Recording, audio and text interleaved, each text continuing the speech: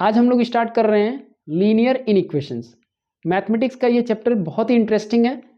उसके दो important reason है। पहला रीजन ये है कि इस चैप्टर में कोई फॉर्मूला नहीं है, सिर्फ कॉन्सेप्ट से आपको क्वेश्चन को सॉल्व करना है, तो बहुत अच्छी बात है। दूसरी इंपॉर्टेंट बात यह है कि इसको इक्वेशन की तरह मत सोचना। Inequation is always different from equation. क्यों? क्योंकि अगर मैं बोलता हूँ x इज इक्वल टू 2 तो इसका मतलब x की वैल्यू 2 हो गई, लेकिन मैं बोलता हूँ x इज लेस देन 2 या x इज मोर देन 2 तो ये नहीं हुआ कि उसका वैल्यू 2 है या कोई स्पेसिफिक वैल्यू, इसमें बहुत सारे वैल्यूज पॉसिबल हो गए। ठीक है, तो चलो स्टार्ट करते हैं इसका कॉन्सेप्ट। सबसे पहले हम लोग इसमें कुछ टर्म्स को समझेंगे। पहला है नेचुरल नंबर्स। तो नेचुरल नंबर को n से रिप्रेजेंट करते हैं और जितने भी काउंटिंग नंबर होते हैं, काउंटिंग कहाँ शुरू किया जाता है? 1 से। तो 1 2 3 4 ये जो नंबर्स हैं जिससे काउंटिंग किया जाता है इनको बोला जाता है नेचुरल नंबर्स। होल नंबर्स क्या हैं?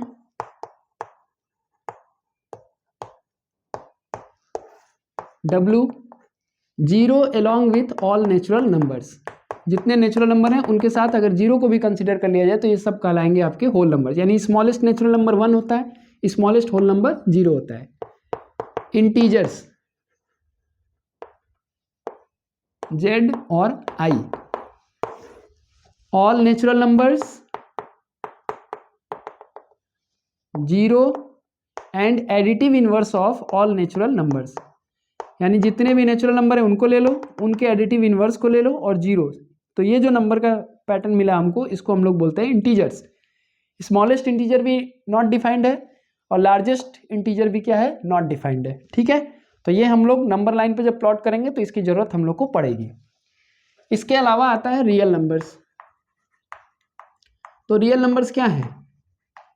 जो भी पॉसिबल नंबर है, जो भी नंबर हो, चाहे वो रैशनल हो चाहे वो इर्रेशनल हो, दो ही तरह के नंबर है। ये सब जो मैंने बताया रैशनल नंबर है क्योंकि उनको p/q के फॉर्म में रिप्रेजेंट कर सकते हैं। इसके अलावा भी बहुत सारे नंबर हैं, जैसे √2 हो गया, √3 हो गया, तो इन नंबर्स को हम लोग क्या बोलते हैं? इर्रेशनल। तो rational numbers along with all irrational number are collectively called real numbers. ठीक है, बाकी इसका इंफॉर्मेशन हम लोग नंबर लाइन पे प्लॉट करते समय सीखेंगे। ठीक, अब इसके अलावा हमारे लिए रूल्स क्या हैं? Rules for solving in equations. पहला चीज है वी कैन ऐड और सब्ट्रैक्ट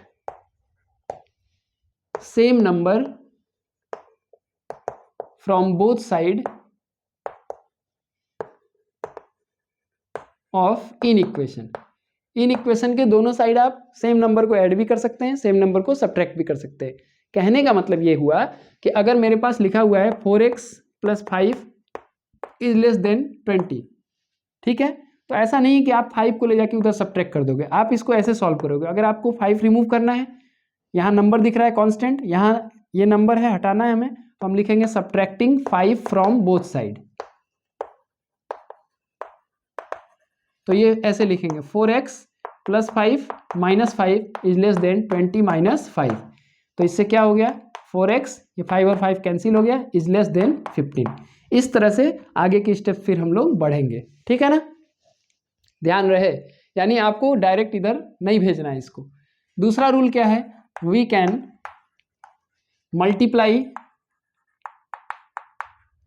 और divide by same number on both sides. यानी सेम नंबर से आप दोनों साइड मल्टीप्लाई भी कर सकते हो, डिवाइड भी कर सकते हो। जैसे तुमको यहाँ पे x की वैल्यू निकालनी है तो इसके आगे का स्टेप क्या होगा? यहाँ 4x दिख रहा है तो हम लोग क्या लिखेंगे इसके आगे? Dividing by 4x 4 on both sides. तो क्या हो जाएगा? 4x upon 4 is less than 15 upon 4। 4 और 4 कैंसिल हो गया, it means x is less than 15/4। या लिख सकते हो x इज लेस देन 4 3 या 12, 3 whole 3/4।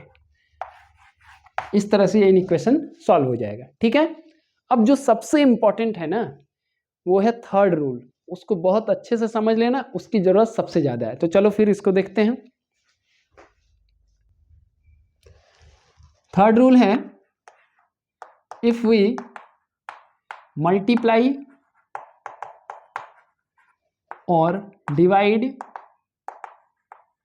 N inequation by a negative number, then the sign of inequation changes. बहुत इंपॉर्टेंट पॉइंट है, अक्सर बच्चों का क्वेश्चन इसी की वजह से गलती होता है।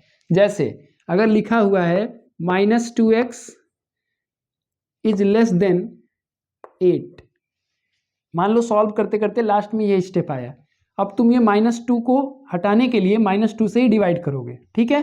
तो मैं यहां लिखूंगा dividing by -2 on both side, ठीक है। तो ये क्या होगा -2x अपॉन -2 और इधर क्या होगा 8 अपॉन -2। सबसे इंपॉर्टेंट बात है कि यहाँ लेस देन का साइन था तो ये क्या हो जाएगा ग्रेटर देन। ये बहुत इंपॉर्टेंट पॉइंट है। कैंसिल हो गया -2 फाइनली हम लोग को आंसर क्या मिला, x इज ग्रेटर देन -4। अगर ये साइन नहीं चेंज किए पूरा क्वेश्चन गलत हो जाएगा तुम्हारा, ठीक है। तो सबसे इंपॉर्टेंट कॉन्सेप्ट यही है, इसको बहुत अच्छे से याद रखना क्योंकि जो एग्जाम में क्वेश्चन आएगा उसमें ये कॉन्सेप्ट जरूर यूज होगा क्योंकि वो सब तो जनरल है, ठीक है। अब इसके बाद हम लोग को नंबर लाइन पे प्लॉट करने सीखना है जिसको अब आगे हम लोग सीखेंगे। Thank you.